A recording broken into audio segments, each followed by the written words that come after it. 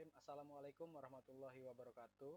Perkenalkan, nama saya Muhammad Aprianto dari program studi Informatika NIM 220401010141 kelas IFN 21.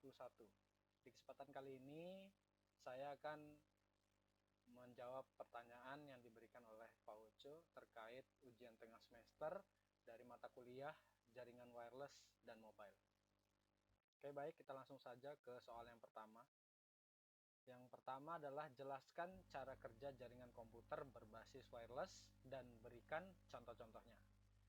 Jaringan komputer berbasis wireless adalah jaringan yang memungkinkan perangkat-perangkat seperti komputer, PC, laptop, ponsel, dan tablet untuk terhubung dan berkomunikasi satu sama lain tanpa menggunakan kabel. Lalu cara kerja dari jaringan wireless ini, yang pertama adalah transmisi data, di mana data dikirimkan melalui gelombang radio pada frekuensi tertentu. Lalu ada access point. Access point ini berfungsi sebagai titik pusat dalam jaringan nirkabel. Kemudian access point menerima sinyal dari perangkat yang ingin terhubung, lalu meneruskannya ke jaringan yang lebih besar ke internet. Lalu yang ketiga itu ada jaringan nirkabel, kartu jaringan nirkabel, di mana setiap perangkat yang ingin terhubung ke jaringan wireless itu harus dilengkapi dengan kartu jaringan wireless. Kartu ini berfungsi untuk mengirimkan dan menerima sinyal radio. Lalu yang keempat itu ada protokol. Ya, jaringan nirkabel itu menggunakan protokol seperti WiFi untuk mengatur komunikasi antar perangkat. Lalu kita bisa lihat contoh-contohnya. Untuk yang pertama adalah contohnya jaringan WiFi di rumah. Lalu yang kedua itu ada hotspot publik. Jaringan WiFi di rumah itu mengizinkan perangkat seperti laptop, ponsel, dan smart TV untuk terhubung ke internet. Lalu contoh kedua itu hotspot publik, di mana jaringan wireless ini biasanya disediakan di tempat-tempat umum seperti kafe, bandara, dan juga hotel.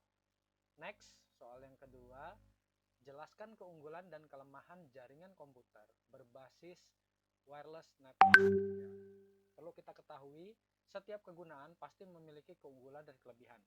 Ya, begitu pula dengan jaringan komputer berbasis wireless. Ini memiliki keunggulan dan kelemahan. Ya, di antaranya, yang pertama keunggulannya itu ada fleksibilitas. Lalu yang kedua ada mobilitas. Yang ketiga itu ada konektivitas. Dan yang keempat ada instalasi cepat. Selain keunggulan, dia juga punya kelemahan. Yang pertama, kelemahannya adalah jangkauan yang terbatas. Yang kedua, itu keamanan. Yang ketiga, interferensi. Yang keempat, itu kecepatan. Kita bahas satu-satu. Untuk yang keunggulan. Keunggulan untuk fleksibilitas itu mudah dipasang dan dipindahkan oleh si pengguna.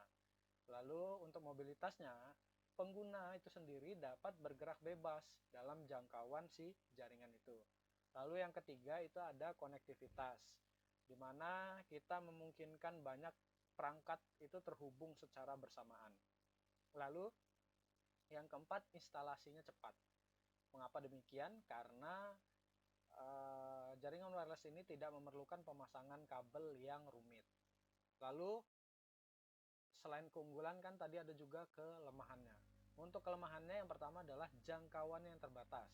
Ya, karena tidak menggunakan kabel, jadi sinyal radio itu dapat terhalang karena tidak menggunakan kabel. Jadi kita menggunakan gelombang radio yang mana sinyal radionya ini dapat terhalang oleh dinding atau objek fisik lainnya.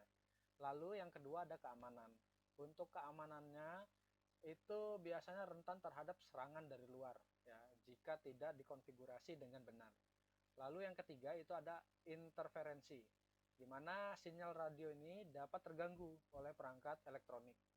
Dan yang keempat itu ada kecepatan, yang mana kecepatan transfer data itu bisa lebih lambat dibandingkan dengan jaringan nirkabel. Ya, kurang lebih seperti itu.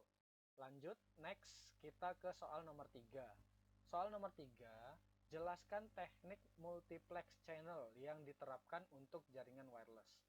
Ya, multiplex channel adalah sebuah teknik yang digunakan untuk membagi satu saluran komunikasi menjadi beberapa saluran yang lebih kecil, sehingga dapat digunakan oleh beberapa pengguna secara bersamaan.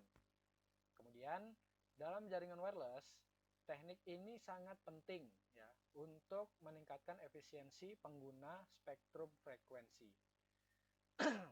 Ada beberapa teknik multiplexing channel yang umum sering digunakan. Yang pertama ada Frequency Division Multiply Access, ya, FDMA. Itu membagi spektrum frekuensi menjadi beberapa saluran yang berbeda.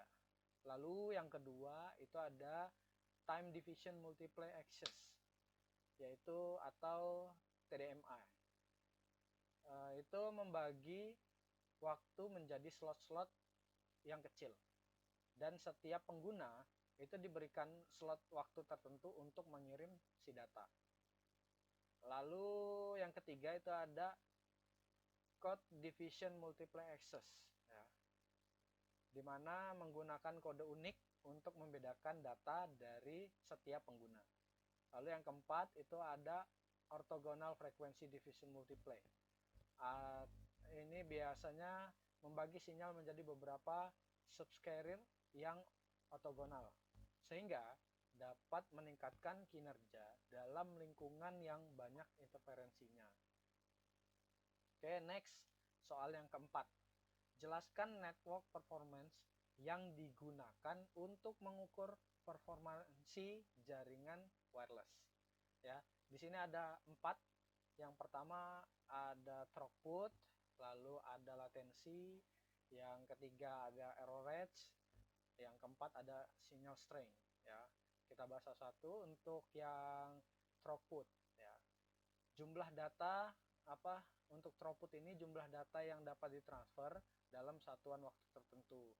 Lalu untuk latensinya itu waktu yang dibutuhkan untuk mengirimkan sebuah paket data dari sumber ke tujuannya.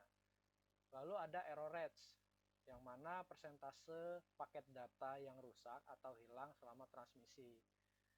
Lalu yang keempat itu ada signal strength, di mana di sini mengukur kekuatan sinyal radio yang diterima oleh si perangkat. Ya. Next, nomor 5 itu jelaskan fungsi utama dari access point dalam jaringan wireless. Ya. Access point adalah perangkat jaringan yang digunakan untuk menyediakan akses nirkabel ke jaringan kabel. Dalam lingkup jaringan Wi-Fi, access point ini bertindak sebagai titik akses untuk koneksi nirkabel dan membantu menghubungkan perangkat nirkabel seperti laptop, smartphone, dan tablet ke jaringan. Lalu fungsi access point adalah sebagai titik akses untuk perangkat nirkabel agar dapat terhubung ke jaringan dan juga dapat digunakan untuk meningkatkan jangkauan jaringan Wi-Fi di suatu area tertentu untuk mengoptimalkan jaringan Wi-Fi. Selain itu, access point berfungsi untuk menghubungkan perangkat nirkabel dengan cara access point ini menerima sinyal dari perangkat yang ingin terhubung, kemudian meneruskannya ke jaringan yang lebih besar ke internet. Next, di nomor 6. Ya. Jelaskan metode akses yang diterapkan dalam wireless network. Nah, di sini. Metode akses dalam jaringan wireless menentukan cara perangkat-perangkat dalam mengakses medium transmisi. Di sini ada beberapa metode akses yang umum digunakan. Yang pertama itu ada Carrier Sense Multiply Access with Collision Detection. Ya. Pada metode ini, sebelum mengirimkan data, perangkat akan mendengarkan saluran. Jika saluran sedang digunakan, maka perangkat akan menunggu, sedangkan jika saluran kosong, maka perangkat akan mengirimkan data.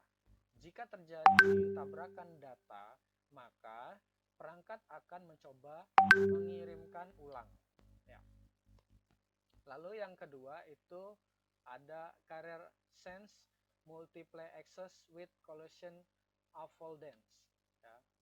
Pada metode ini mirip dengan CSMI atau CD, ya, akan tetapi sebelum mengirim data itu perangkat akan mengirimkan sinyal permintaan untuk meminta izin akses. Jika tidak ada respon negatif, maka perangkat akan mengirimkan datanya. Ya. Kurang lebih seperti itu penjelasan dari jawaban dari keenam soal yang telah diberikan. Sekian penjelasan dari saya, kurang lebihnya saya mohon maaf. Saya akhiri. Wassalamualaikum warahmatullahi wabarakatuh.